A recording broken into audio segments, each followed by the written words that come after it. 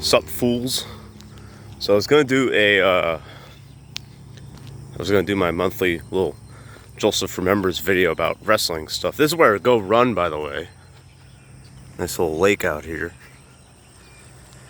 But I'm gonna save that for another day because I need to get something off my chest when it comes to bowling. So this is, I guess, the third or fourth installment of stupid bowling opinions.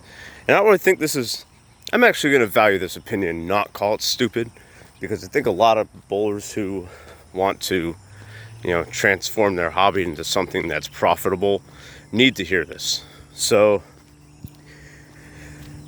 last night, me and one of my teammates, we go to this tournament that they have every Friday at a bowling center that's like an hour away from us. And they do doubles no tap, okay? And they do it on two different oil patterns. They put out their house shot, and then they put out a sports shot on another lane. And the sports shot was oiled fine. It was PBA Viper, so it's pretty scoreable. You can play up the gutter, it's easy. That's what I was doing on it, and it was easy money.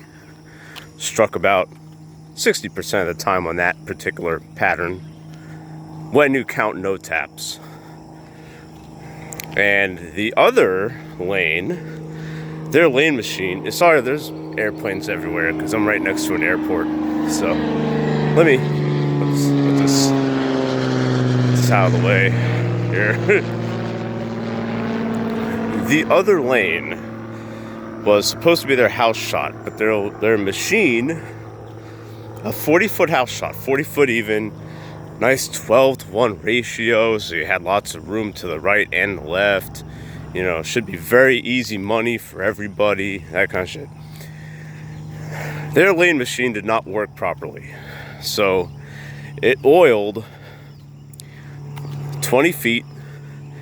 It didn't oil the second 20 feet, which was the pines, okay? And it oiled just a little bit of the remainder. It oiled like the last 10 feet of that pattern. So you had 20 feet of oil, 10 feet with no oil, and then another 10 feet where you did have oil. So that left a big dry spot where the ball was just hooking no matter what the ball was, and no matter how much or little rotation you put on the ball. And this resulted in the lowest scores I've ever seen at that particular tournament. And bowlers were complaining about it. They were saying like, oh, we should get our money back and stuff like that, and shit like that.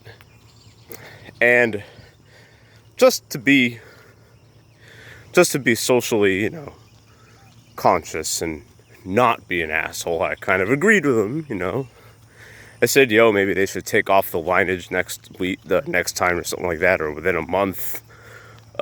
If you come back in the next month, since they do it every week, so, like if you were there on the 13th, we'll take off the lineage for you, that kind of stuff. That's what I was kind of pitching to them.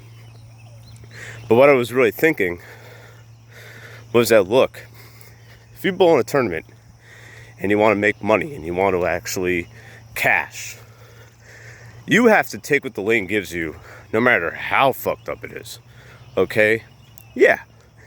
These guys made a mistake when they dressed their house shot. Okay? They did fine on the Viper pattern. That played normally. But their house shot didn't. And if you want to bowl and you want to turn your bowling hobby into something that is profitable for you in some way, instead of just bowling just for the sake of it, you know what I mean, then you need to say to yourself, okay, these lanes are incredibly messed up. What do I do about it?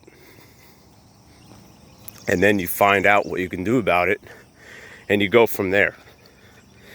Because you can't expect things to be perfect when you walk into a center and go bowl at league, or go bowl at a tournament, or go bowl competitively.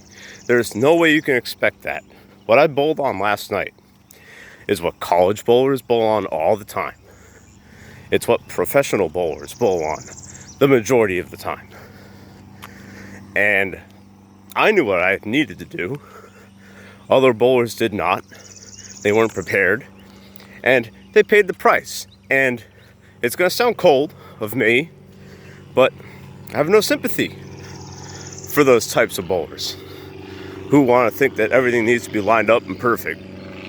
It's not, you can't do that. You can't think that way when you walk into a competitive bowling environment. You know, this doubles partner, and he's a good dude. Like, you know, I got his back no matter what, whether it's bowling related or not. He doesn't like urethane bowling balls because he thinks that urethane bowling balls mess up his line. So he goes, oh, they should all be banned. Like, really, dude?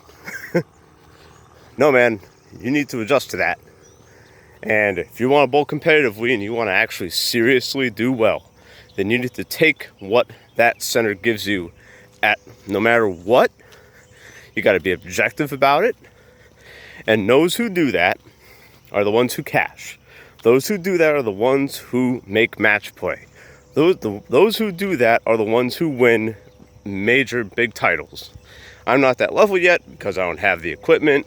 I need a little bit more coaching when it comes to my rotation and other stuff like that. I'm a little bit one-dimensional as a bowler, but I'm not so one-dimensional that I can't play myself out of certain environments. And that's what it takes. That's what it takes. And yeah, and to me that's a not so stupid bowling opinion. I think that's common sense. All right, anyways, time for me to run my face off. See you all later. Sorry about all the airplane bullshit.